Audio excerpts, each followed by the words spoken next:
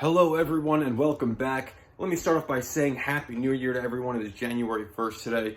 So real quick, my mom had this Mercedes moonroof issue where she was getting this like loud whistling noise from her moonroof when she was going over like 40 miles per hour. So I went to a mechanic. He told me that it was some like expensive fix, of course. Go to a mechanic, that's what they're gonna tell you. But I ended up fixing this thing for free in less than 5-10 minutes. So I'm going to show you guys what I had to do. It's actually a really simple process, so let's dive right into it.